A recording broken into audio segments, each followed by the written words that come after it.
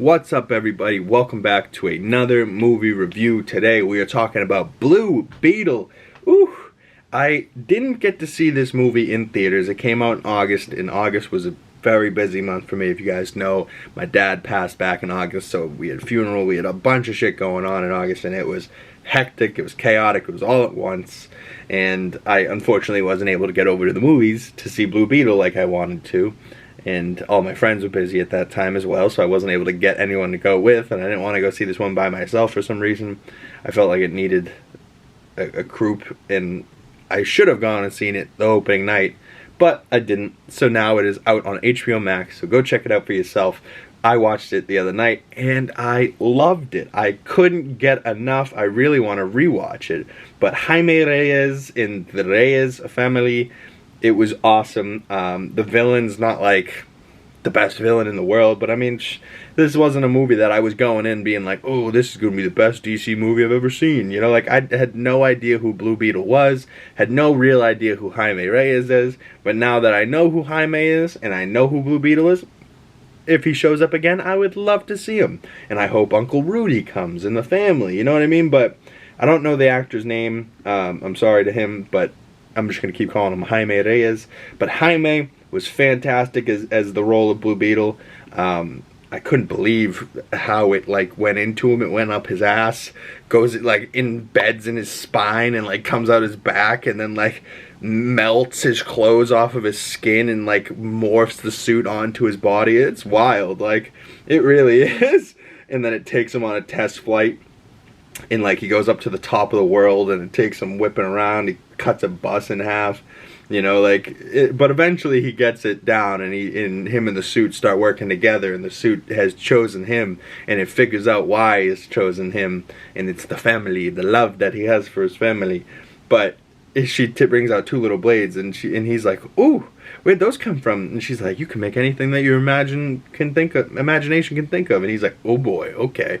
So he makes this really big sword, and hits home runs on Carapax. Carapax, the villain, I mean, his face, the actor, was a good take, but I don't know if I bought really the giant suit that he had. You know, he wasn't huge, he just was like a guy in a suit, but he looked almost like a Pacific Rim type of suit if he wasn't 100 feet tall. You know, he was like a human size.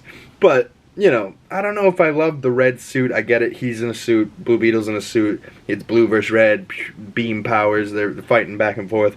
But I don't know, I kind of like the ending between the two of them, where Jaime doesn't kill him, and then Carapax wants to go to his mother. He's been through a lot. As a character himself, his backstory was pretty dark, mostly because Susan Sarandon fucked him over and experimented on him, and you know, she looked good though. So I'm looking forward to the next villain. You know what I mean? Like whoever's next. These guys did a decent enough job for this movie, but this movie was really about introducing the character, introducing the family, introducing the love story between Jaime and Jenny Cord, which I loved. I'm a sucker for a love story. If you guys have been watching the channel and watching my movie reviews, I'm a sucker for a love story. I'm a sucker for a family that really is together and in love, like Jaime's sister, his mom, his grandmother.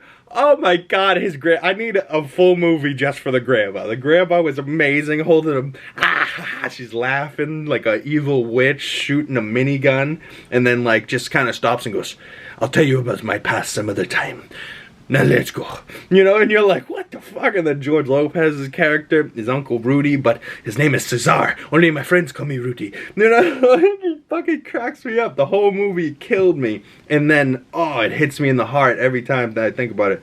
The father, Jaime's dad, had a real tough moment, and Jaime's dad passes in the movie. And of course, I just told you at the beginning of this video, my dad has just passed recently. So like, it hit hard. He got to have like one real last conversation with his dad. It's not your time yet, you go back, son. You know, like he goes back, saves the day, saves the family. Jenny, the house got blown up. Jenny's like, we're gonna fix your house, don't worry.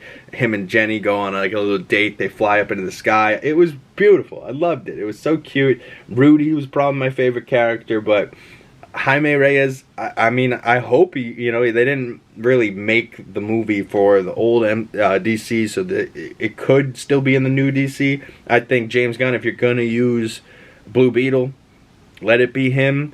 But the post-credit scene of Blue Beetle is Ted Kord. Jenny's dad is still alive, so, but we only hear his voice, we don't see him. So who is that? My bet is maybe Jason Sudeikis, or maybe somebody more Latino, kind of like the rest of the people in this movie.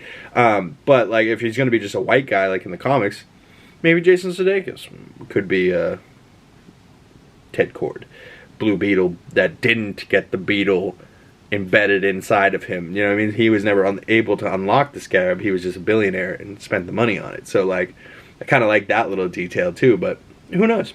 But comment below, what did you think of Blue Beetle? 4.5 out of 5 stars for me. 9 out of 10. I was into it, you know what I mean? I think maybe it could be an 8 out of 10, maybe 4 out of 5 stars. But I'm going to give it for now, it gets the extra half a star. 4.5 out of 5 stars. I was pleasantly surprised, and it's very good and touching, and I loved the family, and oh, it was amazing. But for Rudy and the grandma, they get that extra half star. So 4.5 out of 5 stars. 9 out of 10. Comment below your score of this movie. Check out my other movie reviews on Letterboxd. My links are down in my description below. You can check out my other social medias. Please hit that like button, smash the subscribe button, hit that bell so you don't miss future movie reviews. And I'll see you beautiful people in the next video.